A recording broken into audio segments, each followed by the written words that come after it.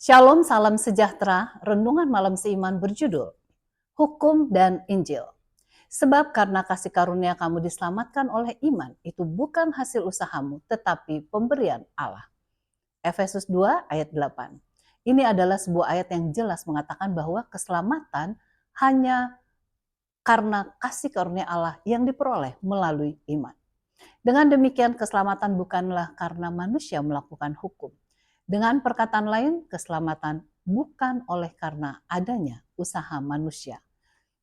Bagaimanapun baiknya perbuatan seseorang tersebut, tidak ada satupun manusia yang dapat dibenarkan oleh sebab usahanya sendiri. Bahkan bila kita mempelajari Alkitab, kita akan mendapatkan keselarasan yang sempurna antara hukum dan Injil. Masing-masing menegakkan yang lain. Bagaimana dengan hukum dan Injil sebelum Sinai? Ketika Adam dan Hawa berdosa, mereka belajar apa rasanya bersalah, serta dipenuhi dengan ketakutan menyadari akan kebutuhan mereka. Kejadian 3 ayat 10. Tuhan menanggapi kebutuhan mereka, bukan dengan meniadakan hukumnya yang mengutuk mereka, melainkan dengan menawarkan kepada mereka Injil yang akan memulihkan mereka kembali ke dalam persekutuan dan penurutan kepadanya. Injil ini terdiri dari janji penebusan melalui juru selamat, benih perempuan itu yang akan datang suatu hari dan menang atas kejahatan. Kejadian 3 ayat 15.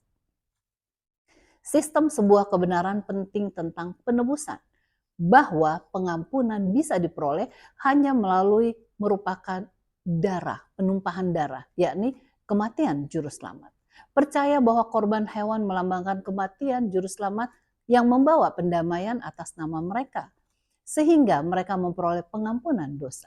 Mereka diselamatkan oleh kasih karunia. Janji Injil merupakan pusat dari perjanjian kasih karunia Allah yang kekal yang ditawarkan kepada manusia. Kejadian 12 ayat 1-3. Itu terkait erat dengan ketaatan kepada hukum Allah. Kejadian 18 ayat 18 dan 19, Kejadian 26 ayat 4 dan 5. Jaminan perjanjian Allah adalah anak Allah yang sebagai inti dari Injil adalah sejak dunia dijadikan di dalam kitab kehidupan dari anak domba yang telah disembelih. Wahyu 13 ayat 8. Anugerah Tuhan kemudian mulai berlangsung segera setelah Adam dan Hawa berdosa.